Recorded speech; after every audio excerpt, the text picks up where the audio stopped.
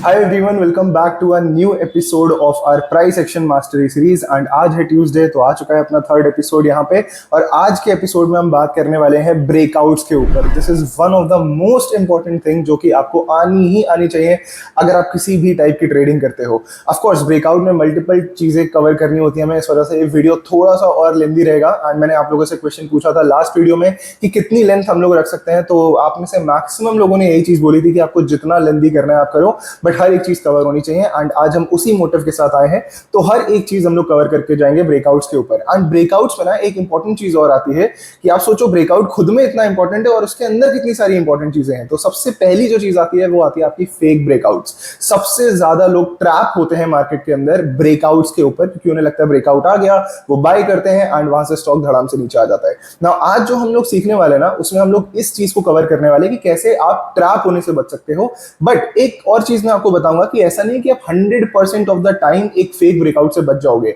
आपका भी हाथ जाएगा उसमें and it's all part of the game, क्योंकि इसमें 100% एक्यूरेसी किसी की भी नहीं हो सकती। स्टॉक मार्केट में किसी भी स्ट्रैटेजी की 100% एक्यूरेसी नहीं होती है एंड यही चीज ब्रेकआउट में भी होता है। अगर आपको लगेगा कि सब कुछ पिक्चर परफेक्ट है, उसके बाद भी हो सकता है कि आपका एसएल हिट हो। इस वजह से stop loss is a thing in the market. तो हम आज यहाँ पे समझेंगे कि एक्चुअली में ब्रेकआउट क्या होता है, कैसे हम आइडेंटिफाई कर सकते हैं कि एक फेक ब्रेकआउट क्या है और एक एक्चुअल ब्रेकआउट क्या है। एंड इन द एंड हम ये चीज समझेंगे कि अगर ब्रेकआउट आता हुआ दिख रहा है तो हमारे नेक्स्ट स्टेप्स क्या हो सकते हैं, जो कि हम लोग वीडियो के एंड में समझेंगे, बिकॉज ये एक बहुत इंपॉर्टेंट चीज है, क्योंकि यही हमें एग्जीक्यूशन करने में मदद करेगा। ओके, सो हम चलते हैं अपने चार्ट्स के ऊपर एंड देखते हैं कि एक्चुअली में ब्रेकआउट क्या होता है। सो हम आ चुके हैं अपने चार्ट्स के ऊपर एंड अभी हमने लास्ट क्लास में क्या सीखा था कि एक बुलिश कैंडल और एक बेयरिश कैंडल क्या होती है। अगर आप लोगों ने अच्छे से समझ लिया है तो ही आप लोग ब्रेकआउट के बारे में समझ पाओगे। ओके, सो हम आगे बढ़ते हैं और समझते हैं कि एक ब्रेकआउट क्या होता है। तो जब भी किसी रेजिस्टेंस लेवल का आपको एक यहाँ पे कैंडल के साथ ब्रीच देखने को मिले, उसे हम लोग क्या कहते हैं, ब्रेकआउट। अब यहाँ पे बहुत सारी चीजें आ गई, हम लोग एक एक चीज को टुकड़ों में तोड़ते हैं। सबसे पहले एक रेजिस्टेंस लेवल क्या होता है। तो रेजिस्टेंस का मतलब क्या होता है कि किसी चीज को रोकना, मतलब अगर कोई चीज उसके आगे जाना चाहती है तो आप उसके सामने लाके एक दीवार खड़ी कर दोगे जिसके आगे वो चीज नहीं जा पाएगी, तो हम इसको क्या बोलेंगे कि ये रेजिस्ट कर रहा है प्राइस को ऊपर जाने के लिए। तो यही चीज यहाँ पे हमें देखने को मिलती है जब कोई स्टॉक का प्राइस, लेट्स से ये एक 100 रुपीज का लेवल है और ये हमारा 90 रुपीज का लेवल है। तो स्टॉक का प्राइस कहीं से आया बहुत तेजी में और उसने क्या करा, 100 रुपीज के लेवल को टच करा। अब 100 रुपीज के लेवल को टच करके स्टॉक में गिरावट आती है और वापस से 90 रुपीज पे स्टॉक चला जाता है। स्टॉक वापस से ट्राई करता है ऊपर जाने का, बट वो 100 के ऊपर नहीं जा पाता है एंड वो वापस से नीचे आ जाता है 90 रुपीज के आसपास। एंड स्टॉक फिर से कोशिश करता है बट वो 100 के ऊपर नहीं जा पाता है। तो इसे हम क्या कहते हैं कि 100 रुपीज का जो लेवल है, ऑफ कोर्स ये कोई एक पिन पॉइंट लेवल नहीं होता, हो सकता है कि 98 से 100 रुपीज का जोन हो, 100 से 105 रुपीज का जोन हो। तो रेजिस्टेंस हमेशा जोन में चलते हैं। ओके, अब यहां पे क्या होगा कि स्टॉक मल्टीपल टाइम यहां पे ट्राई करता रहेगा और फाइनली क्या होगा कि एक बार प्राइस ऊपर चला जाएगा। इसी प्राइस के ऊपर जाने को रेजिस्टेंस का क्या कहते हैं हम लोग, ब्रेकआउट कहते हैं, कि प्राइस ने ब्रेकआउट कर दिया है। सेम चीज अगर नीचे की तरफ आप देखोगे कि ये जो 90 रुपीज का लेवल था, जो स्टॉक को बार बार नीचे की तरफ क्या कर रहा था, सपोर्ट कर रहा था, उसे नीचे नहीं जाने दे रहा था, ये भी जोन्स में काम करता है। तो 85 से 90 रुपीज का जोन हो सकता है, 90 से 92 हो सकता है। नाउ ये लेवल हमारा क्या कहलाएगा, जो स्टॉक को नीचे नहीं जाने देता है, इसे हम लोग कहेंगे सपोर्ट, और इस ऊपर वाले लेवल को क्या कहेंगे, रेजिस्टेंस। नाउ एक और इंपॉर्टेंट चीज है कि सपोर्ट आपका जब ब्रेक होता है उसे हम लोग क्या कहते हैं, ब्रेक डाउन कहते हैं। ओके, जब प्राइस ऊपर की तरफ रेजिस्टेंस को ब्रेक करता है तो उसे हम लोग क्या कहते हैं, ब्रेक आउट कहते हैं। नाउ यहाँ पे ये चीज समझना बहुत ज्यादा जरूरी है कि कोई भी आपका ब्रेकआउट हो चाहे ब्रेक डाउन हो, चाहे जितना ज्यादा स्ट्रॉन्ग आपको चार्ट पे देखने को मिल रहा हो, वो चीज फेल हो सकती है। और इसी को हम लोग क्या कहते हैं, ट्रैप होना कहते हैं। कि आपने यहाँ पे देखा है ब्रेकआउट आ रहा है, राइट, इसी को हम लोग को अच्छे से समझना आगे चल के, तो यहाँ पे कोई डाउट नहीं आना चाहिए। तो अगर आपने देखा यहाँ पे प्राइस ब्रेकआउट कर रहा है तो हम क्या करते हैं, जल्दी जल्दी जाके बाई कर लेते हैं, क्योंकि अब 100 रुपीज का ब्रेकआउट है, इसका मतलब स्टॉक बहुत तेजी से ऊपर जाने वाला है। बट क्या होता है, बहुत सारी कंडीशंस में क्या होता है कि प्राइस ऊपर तो जाता है लेकिन थोड़ा ऊपर जाके वापस नीचे आ जाता है और बहुत तेजी से नीचे गिरता है प्राइस। एंड उसके बाद कुछ लोग तो ऐसे ले लेते हैं और कुछ लोग बैठे रह जाते हैं इस चक्कर में कि नहीं इतना ज्यादा लॉस हो गया, अभी एग्जिट नहीं करेंगे, अभी एग्जिट नहीं करेंगे। एंड यही चीज सेम आपकी सपोर्ट के साथ भी होती है। हो सकता है कि आपने देखा कि यार सपोर्ट का ब्रेकडाउन आ गया, चलो स्टॉक बर्बाद हो गया, स्टॉक को सेल कर देते हैं, और वहीं से आपका फेक ब्रेकडाउन दिखा के स्टॉक बहुत तेजी से ऊपर चला जाता है। इन सब चीजों को हमें आगे चल के समझना है। नाउ एक इंपॉर्टेंट चीज और आती है यहाँ पे रेजिस्टेंस को लेके या फिर सपोर्ट को लेके। कोई भी लेवल मार्केट में, चाहे आपका वो रेजिस्टेंस का लेवल हो चाहे सपोर्ट का लेवल हो, जितनी बार भी वो लेवल टेस्ट होगा, ओके, जितनी बार भी प्राइस उस लेवल के पास आएगा वो लेवल वीक होता चला जाता है, ओके, क्योंकि आपका प्राइस एक ही लेवल पे बार बार आके रेजिस्टेंस नहीं ले सकता। अब ये सपोर्ट और रेजिस्टेंस बनते क्यों हैं, ये कैसे होते हैं कैसे नहीं होते हैं, बहुत ज्यादा इन डेप्थ में जाके अगर मैं आपको समझाने लगूंगा तो ये क्लास बहुत लेंदी हो जाएगी, 1 घंटा 1.5 घंटा भी जा सकती है। सप्लाई एंड डिमांड जैसी चीजें इसमें आती हैं, तो मैं आपको शॉर्ट में एक चीज बताऊंगा। फॉर एग्जाम्पल, किसी इंसान ने यहाँ पे कुछ प्राइस के सेलिंग ऑर्डर लगा के रखे थे, ठीक है, अभी 100 रुपीज का प्राइस है और मुझे यहाँ पे 100 करोड़ शेयर्स अपने सेल करने हैं। तो क्या होगा, फर्स्ट टाइम स्टॉक का प्राइस यहाँ पे आया, मैं 100 करोड़ अपने शेयर सारे के सारे एक साथ सेल नहीं कर सकता। उससे क्या प्रॉब्लम होगा, अगर मैंने 100 करोड़ शेयर्स बेच दिए तो ये स्टॉक सर्किट लगा के नीचे आ जाएगा एंड मेरा जो एवरेज सेलिंग प्राइस होगा ना वो नीचे जाता रहेगा, क्योंकि एक सिंगल प्राइस पे अगर मुझे 100 करोड़ शेयर्स बेचने हैं तो कोई खरीदने वाला होना चाहिए, और अगर खरीदने वाला नहीं होगा तो ये स्टॉक का प्राइस गिरता जाएगा। तो मैं जो 100 रुपीज पे बेचना चाह रहा था वो हो सकता है कि 100 रुपीज पे मेरे 1 करोड़ शेयर बिके, फिर 90 रुपीज पे मेरे 5 करोड़ शेयर बिके और 80 रुपीज पे मेरे बाकी के 94 करोड़ शेयर्स बिके, जिससे मेरा एवरेज प्राइस बिल्कुल बेकार हो जाएगा। तो मुझे क्या करना पड़ता है, मुझे वेट करना पड़ता है कि मैंने यहाँ पे कुछ स्टॉक्स एग्जिट कर दिए, फिर दोबारा अगर स्टॉक का प्राइस यहाँ पे आ रहा है तो मैं यहाँ पे अपने 10 करोड़ लेट से और एग्जिट करूंगा, फिर प्राइस यहाँ आ रहा है तो मैं 20 करोड़ और एग्जिट कर दूंगा। तो ये छोटे छोटे एग्जिट की वजह से यहाँ पे स्टॉक का प्राइस गिरता है। एंड एक टाइम ऐसा आता है जब कोई भी सेलर नहीं बचता है, तो स्टॉक में सारी सेलिंग एब्जॉर्ब हो चुकी है और अब वो वापस इस लेवल पे आया है। तो जब मैं ये देखूंगा कि जिस लेवल पे मुझे यहाँ पे प्रॉफिट बुकिंग करनी थी, अब ये स्टॉक उसके भी ऊपर जा रहा है, तो जो भी यहाँ पे सेल के ऑर्डर थे वो खत्म हो चुके हैं, अब न्यू बाइंग के ऑर्डर लगना शुरू होते हैं, जिसकी वजह से यहाँ से हमारा स्टॉक का प्राइस ऊपर जाता है। मैंने बहुत बेसिक में बताया है, इससे ज्यादा इन डेप्थ अगर आप समझना चाहते हो गो फॉर इट, आप अच्छे से सीखो जाके, अभी के लिए इतना समझना इनफ है मेरे अकॉर्डिंग। नाउ हमें समझ में आ गया कि ब्रेकआउट कैसे आता है, और इसी का अपोजिट होता है आपका ब्रेकडाउन कैसे आता है, कि जब सारे बाइंग ऑर्डर्स खत्म हो जाते हैं स्टॉक का प्राइस नीचे चला जाता है, राइट। वो किसी इवेंट की वजह से हो सकता है, वो किसी एक्चुअल सप्लाई डिमांड के कंस्ट्रेंट की वजह से हो सकता है एंड ऑल, राइट। सो ये सारी चीजें हमने समझ ली। अब यहां पे हम बात करते हैं कि जब ये ब्रेकआउट आता है तो हमें आगे क्या करना होता है और हम कैसे यहाँ पे फंस जाते हैं। तो मैं आपको कुछ एग्जांपल्स दिखाता हूं आप चार्ट पे, जिससे एक्चुअली में हमें और ज्यादा अच्छे से चीजें समझ में आएंगी, क्योंकि अभी जितना हम ड्रॉ करके जो भी समझ लें, बट जब एक्चुअल चार्ट्स देखने को मिलते हैं ना तब असली मजा आता है। तो हम यहाँ पे एक स्टॉक है, अगेन कोई भी बाइंग सेलिंग रिकमेंडेशन नहीं रहेगा, चाहे मैं जितने भी चार्ट्स आपको दिखा लूं, ये सिर्फ आपको सिखाने के पर्पज से है। नाउ ये स्टॉक का चार्ट है हमारा आदित्य इन्फोटेक का, जिसका नाम है आपका CP प्लस। अब ये कंपनी क्या करती है मैं आपको शॉर्ट में बता देता हूँ कि आपके जो CCTV कैमरास होते हैं ना वो सेल करती है। एंड अभी इंडिया में ये एक रेगुलेशन निकला था कि कोई भी चाइनीज प्रोडक्ट आप as a CCTV camera use नहीं कर सकते, स्पेशली ऐसी जगहों पे जहां पे आपको कॉन्फिडेंशियल इंफॉर्मेशन के जाने का खतरा है। तो क्या हुआ, जितनी भी अपने इंडिया की जो डोमेस्टिक कंपनीज है जो कि CP प्लस जैसी कंपनीज है, उनका बहुत ज्यादा फायदा हुआ।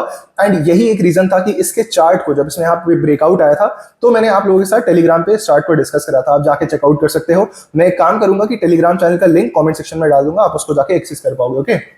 सो यहां पे क्या हुआ था, जब ये आपको एक ब्रेकआउट देखने को मिलेगा, अब आप लोग ध्यान से देखो, सबसे पहले तो ये कौन सा प्राइस का लेवल था आपका 1750 का, तो ये हमारा एक रेजिस्टेंस लेवल बना। ये बना कैसे, हमें पता कैसे चलेगा, तो जब ये लेवल बन गया ना, यहां से स्टॉक में एक बहुत बड़ी गिरावट आई, ओके। जितनी बड़ी गिरावट उतना स्ट्रॉन्ग रेजिस्टेंस हो जाता है हमारा, तो ये क्या हो गया, हमारा रेजिस्टेंस का लेवल हो गया। दोबारा स्टॉक ने यहां पे भी ट्राई करा, ओके, बट ये क्या हुआ, ब्रेक नहीं कर पाया। इससे हमें क्या पता चला कि यस ये हमारा रेजिस्टेंस अच्छे से काम कर रहा है। बट क्या हुआ, यहां पे एक बार टेस्ट हो गया, मतलब स्टॉक का प्राइस एक बार यहां पे आके इसको ऑलरेडी टच कर चुका है, जिसका मतलब अब इसके ब्रेक होने के चांसेस बढ़ जाते हैं, क्योंकि एक बार टेस्ट हो चुका है अपना सेम लेवल, जितनी बार टेस्ट होगा उतने ज्यादा इसके वीक होने के चांसेस बढ़ेंगे। तो यहां पे हमें क्या देखने को मिला कि एक बार टेस्ट हुआ और दूसरी बार क्या करा स्टॉक ने, अगर आप इस कैंडल को देखोगे तो बहुत ही अच्छी खासी ग्रीन, थिक ग्रीन कैंडल से यहाँ पे ब्रेकआउट आता हुआ देखने को मिला। अब ये आपके ऊपर है कि आप इसको एक बुलिश कैंडल मानते हो कि नहीं। अगर आपने सेशन देखा है तो आप समझ जाओगे कि यहाँ पे कहाँ पे ओपनिंग हुई है, कहाँ पे क्लोजिंग हुई है, क्या इसका हाई बना है, कितनी बड़ी विक है, कितनी बड़ी विक नहीं है, राइट। नाउ ये आता है ब्रेकआउट। अब यहां पे बात करते हैं कि इस स्टॉक में आगे क्या हुआ। तो जब ये ब्रेकआउट आया ना तो स्टॉक 1800 रुपीज पे था। अगर अभी आप देखोगे तो ये स्टॉक आपका 2600 के भी ऊपर जा चुका है, राइट। इसने जो हाई लगाया है वो 2700 का है, विच इज मोर देन 50% का मूव। अब ये बात आती है कि सर ये ब्रेकआउट तो आ गया, इतना बेहतरीन मूव भी आ गया, कैप्चर भी कर लिया, बट ये एक्चुअली में हुआ कैसे। कई बार ये भी होता है ना कि ब्रेकआउट आता है और ब्रेकआउट फेल हो जाता है और हम लोग फंस रह जाते हैं, राइट। हम कुछ कर नहीं पाते हैं, हमारा पैसा बहुत ज्यादा चला जाता है। तो एक्चुअल ब्रेकआउट और फेक ब्रेकआउट में डिफरेंस क्या होता है, ये आपको याद रखना है कि ये एक एक्चुअल ब्रेकआउट था और इसमें एक चीज हम लोग और ऐड करेंगे थोड़ा सा आगे चल के। अभी हम देखते हैं कि फेक ब्रेकआउट्स क्या होते हैं और वो किस तरीके के दिखते हैं। सो हम आते हैं ना एक स्टॉक पे आते हैं जिसका नाम है जीपीपीएल, सॉरी जीएसपीएल पे आते हैं। चलिए, ये कुछ एग्जांपल्स हैं जो मैं आप लोगों को यहाँ पे शो करना चाहता हूँ। ओके, नाउ हम क्या करते हैं, एक बार वीकली चार्ट पे चलते हैं क्योंकि डेटा काफी ज्यादा है दिखाने के लिए। नाउ यहाँ पे आते हैं। ओके, सो ये जो स्ट्रैटेजी है, ये जो ब्रेकआउट्स है ना, ये कभी भी मार्केट में बदलेंगे नहीं, ये हमेशा एक जैसे रहते हैं क्योंकि पूरा मार्केट सप्लाई और डिमांड पे चलता है। अपने जो ब्रेकआउट्स और ब्रेकडाउन्स है वो भी सप्लाई और डिमांड की थ्योरी पे चलते हैं, तो ये चीज कभी भी नहीं बदलने वाली। नाउ अगर आप देखोगे, ये है हमारा breakout level which is of 110 rupees. Stock ने क्या करा, स्टॉक ने इसको कब टेस्ट करा, 2010 में, और ये ब्रेकआउट का अपना जो रेजिस्टेंस है बना कब था, 2008 में। एक इंपॉर्टेंट चीज और, जितना पुराना रेजिस्टेंस उतना ज्यादा स्ट्रॉन्ग ब्रेकआउट आने के चांसेस बढ़ जाते हैं। ओके, चांसेस यहाँ पे की टर्म है, ऐसा नहीं कि जितना पुराना ब्रेकआउट है ब्रेकआउट आ ही जाएगा, नहीं, चांसेस हमेशा बढ़ जाते हैं। मूव जो आता है वो बहुत बड़ा आता है, इसके चांसेस होते हैं। नाउ आगे बढ़ते हैं। अब यहां पे क्या हुआ, स्टॉक अपना पूरा नीचे गया, 110 रुपीज से स्टॉक 30 रुपीज आ गया। ओके, अब यहां पे आप देखो स्टॉक ऊपर गया, वापस अपने रेजिस्टेंस के आसपास आया तो उससे रेजिस्टेंस लिया, वापस से नीचे आया और ब्रेकआउट दिया। अब इस ब्रेकआउट के बाद अगर मेरे माइंड में होता कि मैंने सीपी प्लस में ट्रेड करा हुआ है, मेरा पैसा 50% बढ़ गया, मुझे बहुत अच्छा गेन मिला, तो मैं क्या करता, यहीं पे घुस जाता। और घुसने के बाद क्या होता कि स्टॉक आपका ब्रेकआउट फेल कर देता और उसके बाद गिर के स्टॉक कितना नीचे चला जाता। 2010 अगस्त में ये स्टॉक था 120 रुपए पे और उसके बाद ये स्टॉक 40 रुपए पे चला गया 2013 के अगस्त पे। तो 3 साल में अपने कैपिटल को आपने लिटरली खत्म कर दिया, आपने आग लगा दिया अपने कैपिटल को, अगर इस तरीके से आप ब्रेकआउट ट्रेड करते हो तो। नाउ यहां पे ये फेक ब्रेकआउट है, हमें कैसे पता चल सकता है, तो अब इसको जरा हम थोड़ा सा डाइसेक्ट करने की कोशिश करते हैं। अब देखिए यहां पे हम कैंडल की बात करते हैं। ओके, सबसे पहले तो कैंडल की बात करते हैं। क्या ये मेरे लिए एक स्ट्रॉन्ग ब्रेकआउट कैंडल है, तो नहीं। मेरे लिए एक स्ट्रॉन्ग ब्रेकआउट कैंडल क्या होगी, एटलीस्ट जिस कैंडल में इतनी बड़ी बड़ी विक्स ना हो, ना ही ऊपर के साइड हो, राइट, और एटलीस्ट बॉडी मेरी बड़ी होनी चाहिए कैंडल की। अगेन हम लोगों ने पहले से चीजें सीखी हुई हैं कि एक्चुअली में ब्रेकआउट कैंडल क्या होती है। फॉर एग्जांपल, अगर ये कैंडल होती तो ये मेरे लिए एक स्ट्रॉन्ग ब्रेकआउट कैंडल होती, इवन ये भी ठीक ठाक कैंडल थी, बट यहां पे जो कैंडल बनी है ये कोई मुझे स्ट्रॉन्ग ब्रेकआउट कैंडल नहीं देखने को मिल रही है। देन यहां पे दूसरा और सबसे ज्यादा इंपॉर्टेंट पॉइंट आता है विच इज रीटेस्ट का। नाउ रीटेस्ट क्या होता है, तो जब भी कोई रेजिस्टेंस का लेवल आपका ब्रेक होता है तो स्टॉक थोड़ा ऊपर जाके वापस उस लेवल को एज अ सपोर्ट यूज करता है एंड एक और मूव वहां से शो करने की कोशिश करता है। ये जो आपके स्टॉक का नीचे आना होता है एक बड़ी रैली के पहले, इसको हम लोग रीटेस्ट बोलते हैं। एंड जिस भी ब्रेकआउट में आपको रीटेस्ट देखने को मिल रहा है उसके चलने के चांसेस बढ़ जाते हैं एंड बहुत इजी टू ट्रेड हो जाते हैं ऐसे स्टॉक्स। अब इसमें इजीनेस कहां से आती है, देखिए जब आप ब्रेकआउट को ट्रेड करते हो ना, अब लेट से यहां पे मैंने एक कैंडल देख ली and this is my breakout candle. अब मैं यहां पे स्टॉप लॉस कहां रखूंगा, अगर यहां पे इतना बड़ा ब्रेकआउट है, राइट, इतना बड़ा ब्रेकआउट है और आप मुझसे कहो कि सर ब्रेकआउट कैंडल कर लो, स्टॉप लॉस रख लो, तो अब आपको समझ में आ रहा है कि इतना ज्यादा वॉलेटाइल स्टॉक है और मैं स्टॉप लॉस कितना रख रहा हूं, इतना सा, राइट, इतना सा स्टॉप लॉस रख रहा हूं, तो ये कोई सेंस नहीं है। ये तो नेक्स्ट कैंडल में हो सकता है नीचे की तरफ ब्रेक कर दे एंड उसके बाद ऊपर चला जाए, तो यहाँ पे स्टॉप लॉस रखना बहुत ज्यादा कंफ्यूजिंग हो जाता है अगर आपके पास प्रॉपर ब्रेकआउट कैंडल नहीं है। नाउ अगर रीटेस्ट हो जाता है स्टॉक में, राइट, अगर हमें स्टॉक में कुछ इस तरीके से रीटेस्ट दिख जाता है तो हमारे पास ये एक स्विंग लो आ जाता है जो कि हमारे स्टॉप लॉस का काम कर सकता है। तो बहुत इजी हो जाता है हमारे लिए लेवल्स को डिसाइड करना। नाउ ये एक फेक ब्रेकआउट था या फिर सही ब्रेकआउट था, कैसे पता चलेगा, तो हमने कैंडल को देखा, हमें कैंडल कुछ खास नहीं लगी, बट यहां पे क्या हुआ ना, तुरंत बाद इसके रीटेस्ट हो गया, तो दिस वाज द रीटेस्ट। अब एक बार रीटेस्ट हो गया तो मेरी नजरें ज्यादा चली जाती हैं स्टॉक के ऊपर, क्योंकि मुझे रीटेस्ट वाले स्टॉक्स बहुत ज्यादा पसंद है। इवन अगर आप सीपी प्लस देखोगे उसमें भी रीटेस्ट हमें देखने को मिला था, इस वजह से मेरा फोकस बहुत ज्यादा आया था उस स्टॉक के ऊपर। नाउ अगर मान लेते हैं कि हमने ठीक है इस रीटेस्ट के बाद स्टॉक में कहीं ना कहीं एंट्री कर ली और स्टॉप लॉस रख दिया हमने अपने रीटेस्ट लेवल के लो का, तो स्टॉक ने क्या करा, स्टॉक ऊपर गया, वापस नीचे आया, थोड़ा स्ट्रगल करा एंड फाइनली स्टॉक ने ब्रेकडाउन दे दिया। तो जैसे ही ये ब्रेकडाउन आएगा मेरे पास, ओके, जैसे ही मुझे ये ब्रेकडाउन देखने को मिला इस कैंडल में, मैं यहाँ से एग्जिट कर दूंगा स्टॉक को और निकल जाऊंगा। क्या इसमें हमारी कोई गलती थी कि हमने ब्रेकआउट सही से डिस्कस नहीं करा, या यहाँ पे रीटेस्ट नहीं हुआ, या फिर ब्रेकआउट कैंडल अच्छी नहीं थी फिर भी हम यहाँ पे घुस गए? ऐसा कुछ नहीं है, ये एक अच्छा ही ब्रेकआउट था क्योंकि यहाँ पे हमें रीटेस्ट देखने को मिला था। क्या ये एक पिक्चर परफेक्ट ब्रेकआउट था? तो नहीं। जब तक ये कैंडल आपकी, जब तक ब्रेकआउट कैंडल अच्छी नहीं लगेगी देखने में, तब तक it wasn't a proper breakout. But ठीक है, ये भी एक ओके ब्रेकआउट था। इसको आप कैटेगरी बी का ब्रेकआउट बोल सकते हो, जिसमें हमें ट्रेड करने में कहीं कोई इशू नहीं था। बट हमारे पास क्या था? हमारा saviour which is our stop loss, जिसने हमें यहाँ पे बचा लिया। अगर स्टॉप लॉस नहीं होता तो हमारा 70-80% का लॉस हो जाता और 3 साल तक हम लोग अपने कैपिटल को फंसा के रखते बिना किसी बात के। तो चाहे ब्रेकआउट आपका फेक हो चाहे रियल हो, रीटेस्ट हमेशा हेल्प करता है आपके स्टॉक्स को फिल्टर आउट करने में और कन्विक्शन बढ़ाने में। नाउ हम बात करते हैं कि एक्चुअल में जो बेकार यहाँ पे हमें ब्रेकआउट देखने को मिला है। तो हम एक बार क्या काम करते हैं, थोड़ा और आगे बढ़ते हैं। ओके, यही इसी स्टॉक में अगर आप आगे आके देखोगे, then here it is. Okay, अब यहां पे आप बताओ, अगर ये ब्रेकआउट हम देखें जो कि हमारा 230 रुपए का लेवल था, एक बार यहां पे टेस्ट होता है, दूसरी बार आके यहां पे ब्रेकआउट कर देता है स्टॉक। अब इतनी प्यारी इतनी बड़ी ग्रीन कैंडल स्टॉक ने बनाई है, अगर मैं यहाँ पे देखूं कि चलो ठीक है यार, मुझे ये विक देखने को मिल रही है तो मुझे अच्छा नहीं लग रहा है, क्योंकि कभी भी मतलब इतनी बुलिश कैंडल में ऊपर की तरफ ज्यादा बड़ी विक नहीं होनी चाहिए। तो मैं क्या करूंगा, मैं सोचूंगा ठीक है, जब तक इस कैंडल के ऊपर प्राइस नहीं जाएगा मैं बाई नहीं करूंगा। अब इस कैंडल के ऊपर भी प्राइस चला गया तो मैं बाई करूंगा, क्योंकि मैं ब्रेकआउट ट्रेडर हूं। और जैसे ही मैंने यहाँ पे बाई करा, उसके बाद स्टॉक में आप देखो कितनी तेजी से फॉल आता है। मतलब ये आपका 260 रुपए का स्टॉक सीधे सीधे 150 रुपए पे चला जाता है, लिटरली 40% का फॉल। और आपकी क्या गलती थी कि आपने बिना रीटेस्ट के यहाँ पे एंट्री करी। यहाँ पे कोई भी प्रॉपर रीटेस्ट नहीं हुआ। जैसा कि आप देखोगे कि स्टॉक ने ब्रेकआउट करा, वापस से अपने लेवल पे आया रीटेस्ट करने के लिए, बट यहां से ऊपर तो कभी गया ही नहीं। तो बिना ऊपर जाए आपने अगर खरीदा होता तो ये चीज आपको यहाँ पे देखने को मिलती। अगर हम यहीं पे देखें, एक और लेवल अपना देखें जो हमें ब्रेकआउट का लेवल देखने को मिलता है, which is this. I think ये सबसे रिसेंट है, 2021 अगस्त, ये अपना एक रेजिस्टेंस का लेवल है, विच इज 380 रुपीज। आगे अगर हम देखते हैं, यहाँ पे हमें क्या देखने को मिला, अगेन एक ब्रेकआउट कैंडल, बट कुछ खास कैंडल नहीं थी, रीटेस्ट भी नहीं था। स्टॉक ने क्या करा, बूम, सीधे नीचे। ये आपका 405 रुपए का स्टॉक 270 का लो लगा के आया। आप समझ रहे हो, अगेन 25% फॉल, वो भी कितनी ज्यादा जल्दी। तो जब भी ऐसा कुछ देखने को मिले, प्लीज हमें अवॉइड करना है यहाँ पे ब्रेकआउट ट्रेडिंग करना। नाउ आगे बढ़ते हैं, और एक्चुअल में हम कुछ और स्टॉक्स में भी ये सब चीजें देख सकते हैं। अगर आप यहाँ पे देखोगे, इवन एक और बार ब्रेकआउट आया। अब इससे सुंदर कैंडल कहां देखने को मिलेगी, इतनी बड़ी ब्रेकआउट कैंडल, एंड इसमें कोई विक नहीं है। It is a picture perfect bullish candle. But इसके बाद क्या हुआ, स्टॉक रीटेस्ट करने के लिए नीचे आता है, बट कभी ऊपर जा ही नहीं पाता है और सीधे नीचे चला जाता है। अगर मैंने इस कैंडल में इस हाई पे बाइंग करी होती, 450 रुपए का स्टॉक था और ये वापस से 270 रुपए पे आ गया, अगेन मोर देन 25% का फॉल। ये चीज मैं आपको समझाने की कोशिश कर रहा हूं। एंड ऐसा नहीं कि मैं सिर्फ आपको कोई जीएसपीएल कोई स्पेशल स्टॉक है जिसमें मैं आपको ये चीज दिखा रहा हूं, आप किसी भी चार्ट को उठा के देख सकते हो। इवन यहाँ पे चलिए हम बात करते हैं कॉन्कोर की। ओके, अब इस चार्ट को आप देखो, यहाँ पे क्या हुआ है।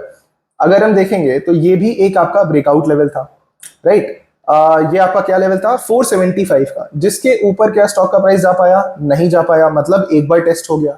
दूसरी बार अगर हम देखेंगे तो यहाँ पे क्या हुआ, क्या ये कोई प्रॉपर ब्रेकआउट कैंडल है? क्या यहाँ पे कोई भी बुलिश कैंडल देखने को मिल रही है? नहीं। इसी वजह से कैंडलस्टिक पैटर्न्स इतने ज्यादा इंपॉर्टेंट हो जाते हैं। हमें यहाँ पे कुछ देखने को नहीं मिला और इसे हम क्या कहेंगे, फेक ब्रेकआउट कहेंगे, या फिर इसको शॉर्ट फॉर्म में हम क्या कह सकते हैं, फेक आउट कहेंगे इसको, राइट। और यहाँ पे क्या हुआ, स्टॉक में 520 रुपए से स्टॉक ने लो मारा है आपका 210 रुपए का, मोर देन 50% फॉल। ये चीज देख के डरना चाहिए हमें, क्योंकि अगर हम गलत स्टॉक में घुस रहे हैं, एटलीस्ट हमारे पास स्टॉप लॉस होना चाहिए, क्योंकि स्टॉप लॉस नहीं होगा तो भगवान भी आपको नहीं बचा पाएंगे ऐसी कंडीशंस में। नाउ इसके बाद यहाँ पे आगे स्टॉक में देखते हैं कि क्या यहाँ पे हमें कोई ब्रेकआउट देखने को मिला सेम इसी लेवल का। तो हम थोड़ा सा आगे बढ़ते हैं और यहां पे देखते हैं कि क्या हुआ। एक हमें ब्रेकआउट कैंडल देखने को मिली, बहुत ज्यादा प्यारी ब्रेकआउट कैंडल देखने को मिली। ओके, ये अगेन एक पिक्चर परफेक्ट ब्रेकआउट कैंडल है। बट क्या मैं यहाँ पे हाई पे एंट्री करूंगा? मैं तो नहीं कर पाऊंगा। मेरे अंदर इतनी हिम्मत नहीं कि मैं ब्रेकआउट लेवल से इतना दूर जाके एंट्री करूं, क्योंकि मुझे पता है अभी तक रीटेस्ट नहीं हुआ है। तो यहाँ पे भी क्या हो सकता है, फेल होकर स्टॉक नीचे आ सकता है। तो मैं यहाँ पे नहीं घुसूंगा। मैं कब घुसूंगा स्टॉक के अंदर, जब ये प्रॉपर धीरे धीरे करके नीचे रीटेस्ट करेगा एंड यहाँ पे एटलीस्ट ऊपर जाने की कोशिश करेगा स्टॉक। तो फॉर एग्जाम्पल यहाँ पे हम क्या देखते हैं कि स्टॉक नीचे आया, यहाँ पे ग्रीन कैंडल बनाई, अगेन ऊपर गया, एक और अच्छी ग्रीन कैंडल बनाई। तो जब मुझे संतुष्टि मिल जाएगी, जब मेरा risk to reward ratio match कर जाएगा, तब मैं यहाँ पे एंट्री लेने के बारे में सोच सकता हूँ कहीं पे। एंड फिर मेरा स्टॉप लॉस क्या रहेगा, या तो रीटेस्ट का लो आप रख सकते हो, या फिर अगर हम देखें तो ब्रेकआउट कैंडल और रीटेस्ट का लो ज्यादा दूर नहीं है, तो मैं यहाँ पे क्या करूंगा, अपने ब्रेकआउट कैंडल का लो यहाँ पे स्टॉप लॉस रख सकता हूँ ना। देखिए, स्टॉप लॉस रखने के लिए आपको थोड़ा बहुत फ्लेक्सिबल रहना पड़ेगा। आप ये नहीं कर सकते हो कि अरे यार अगर ब्रेकआउट का लो 100 रुपए का है तो मैं 100 रुपए का ही ऐसा रखूंगा। नहीं यार, 1-2 रुपए ऊपर नीचे चलता है, क्योंकि आप इतना बड़ा ब्रेकआउट ट्रेड कर रहे हो। आप देख रहे हो कब का ब्रेकआउट है, अगर हम देखें तो 2015 का ब्रेकआउट है, जिसे आप ट्रेड कब कर रहे हो फाइनली आके 2022 में। 7 साल पुराना ब्रेकआउट। जैसा हमने डिस्कस करा था, जितना पुराना ब्रेकआउट उतना बड़ा मूव आने के चांसेस ज्यादा हो जाते हैं।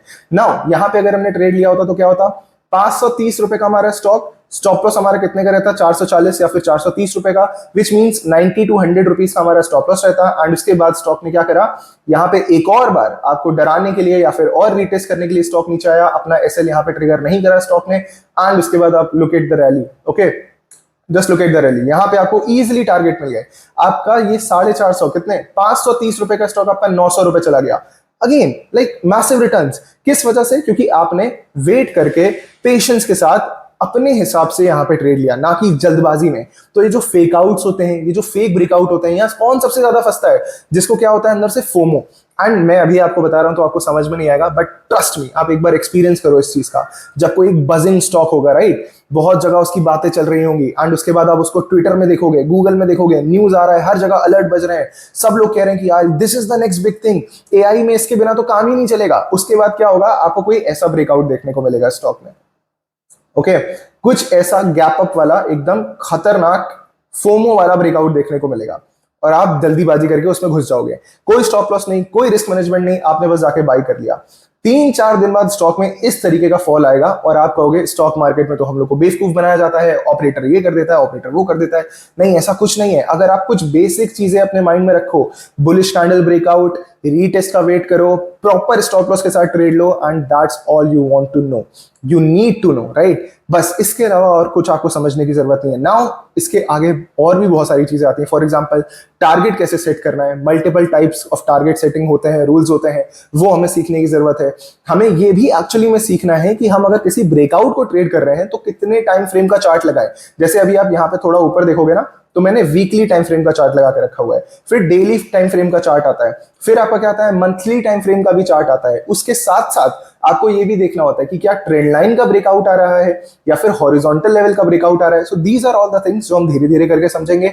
ये video I think already 20 minute के ऊपर हो चुका है, तो आई डोंट वांट कि मैं और ज्यादा इसी में आपको इन्फॉर्मेशन डंप कर दूं।